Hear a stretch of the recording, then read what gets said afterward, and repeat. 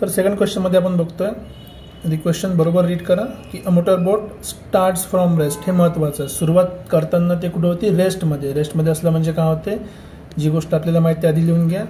So start करतोय आपण म्हणजे इनिशियल वेलॉसिटी काय असेल? 0. का बरं इनिशियल वेलॉसिटी 0 होती? कारण की स्टार्ट फ्रॉम काय आहे? 0.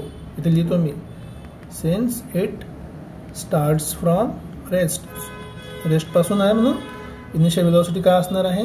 0. ठीक आहे. नेक्स्ट पॉईंट काय म्हटलं बघा, moves with uniform acceleration. Acceleration किती आहे? युनिफॉर्म. तर आपण ॲक्सेलरेशन लिहू. Let acceleration is uniform. Acceleration is uniform. युनिफॉर्मचा अर्थ काय होते की ॲक्सेलरेशनची व्हॅल्यू काय राहणार आहे? सेम व्हॅल्यू राहील. कुठल्याही क्वेश्चनमध्ये ॲक्सेलरेशनची व्हॅल्यू काय राहणार आहे? सेम. आणि त्याला आपण काय म्हणतो? सपोज या केसमध्ये आपण याला ए म्हणू.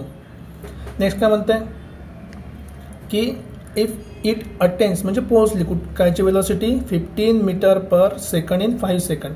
तर 5 सेकंदामध्ये त्याची वेलॉसिटी किती झाली? 15 मीटर पर सेकंड. चल ती पण नोट करू आपण की फायनल वेलॉसिटी पोहोचली ते किती पोहोचली? सो फायनल वेलॉसिटी झाली व्ही किती आहे?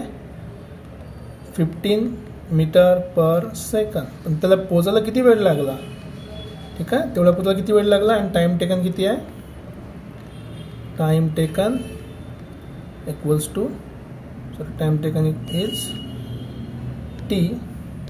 ते झालं आपला 5 सेकंड. ओके. आता विचारलं का आपल्याला एकदम सिंपलसा क्वेश्चन आहे, calculate the acceleration and the distance travelled in that time. आपल्याला ॲक्सेलरेशन काढायचं आणि डिस्टन्स काढायचं. तर आधी आपण ॲक्सेलरेशन काढून घेऊ. बघायला मी 2 पार्टमध्ये कन्वर्ट करतो. ठीक आहे. समजा इकडे साईडला ॲक्सेलरेशन कॅल्क्युलेट करू, इकडे साईडला डिस्टन्स ट्रॅव्हल कॅल्क्युलेट करू. ठीक आहे. सो फर्स्ट केसमध्ये लेट्स से ॲक्सेलरेशनचा फॉर्म्युला काय होता? ॲक्सेलरेशन काय असणार आहे? A equals to final velocity minus initial velocity upon time taken. आपल्याकडे सर्व व्हॅल्यूज अवेलेबल आहेत. तर acceleration equals to final velocity किती आली? 15. इनिशियल वेलॉसिटी किती होती? 0. So minus 0. टाइम किती लागला इथपर्यंत पोचायला? 5 सेकंड. सो किती झालं ते परत? 15/5 म्हणजे equals to 3 metre per second square. बघा हे मीटर सेकंडमध्ये आहे, टाइम पण सेकंडमध्ये आहे. तर आपल्याला काय मिळालं? Acceleration is equals to 3 metre per second square. आता आपल्याला काय पाहिजे? आता आपल्याला पाहिजे डिस्टन्स ट्रॅव्हल. हे महत्त्वाचं आहे. आता डिस्टन्स ट्रॅव्हल पाहिजे तर डिस्टन्ससाठी काय फॉर्म्युला होता आपला? डिस्टन्स म्हणजे आपण लिनियर मोशनमध्ये एसचा फॉर्म्युला लिहिला होता. जर तुम्हाला सेकंड इक्वेशन आठवत असेल, सेकंड इक्वेशन कशाचं? मोशनचं. तो काय होता? S is equals to U T plus half A T square. तुम्ही हा यूज करू शकता.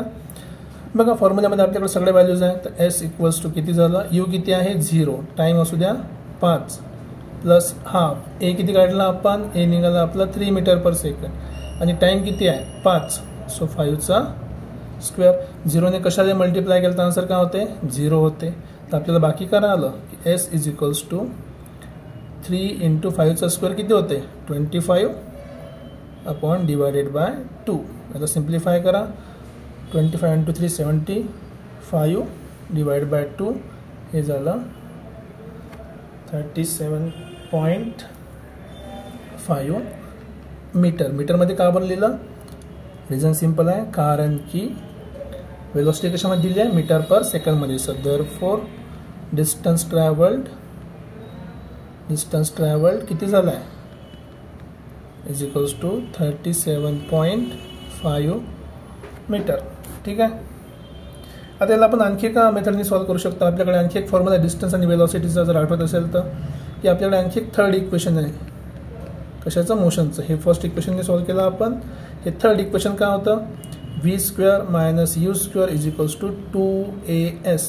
तर आपल्याला एस काढायचं आहे. आधी व्हॅल्यूज पुट करून बघा. व्ही किती आहे? आपण काढलेला आहे. व्ही गिवन आहे आपल्याला ऑलरेडी. किती आहे? 15 मीटर पर सेकंड. तर व्हीचा स्क्वेअर मायनस यू किती आहे? 0चा स्क्वेअर. 2 टाइम्स ॲक्सेलरेशन किती काढला आहे? 3 आणि आपल्याला काढायचं आहे एस. त्याला सिम्प्लिफाय करा. 15चा स्क्वेअर 2 2 5 0 सबट्रॅक्ट केलं तर काही फरक पडत नाही. 3 × 2 6 × s. तर आपल्याला एस काढायचा आहे, तर हा दोन्ही साईडला आपण काय करू, 6ने डिवाइड करू. जर दोन्ही साईडला 6ने डिवाइड केलं तर सॉरी हा 6 आणि हा 6 कॅन्सल. आता डिव्हिजन तुम्ही कॅल्क्युलेट करा. So s = 225/6. डिव्हिजन माहीत असेल, सिम्प्लिफाय करू शकता. 6 त्रिक 18 आणि 6 × 30. सो देअरफॉर s = किती झालं, 37.5 मीटर. अशा प्रकारे तुम्ही इक्वेशन नंबर 2 किंवा इक्वेशन नंबर 3 मोशनचा यूज करून तुम्ही डिस्टन्स काढू शकता. असं काही रूल नाही की तुम्ही एकच इक्वेशन यूज करायला पाहिजे. एक पण करू शकता, दुसरं पण करू शकता. आणखी कोणती मेथड तुमच्याकडे असेल तुम्ही ते पण यूज करू शकता. ठीक आहे.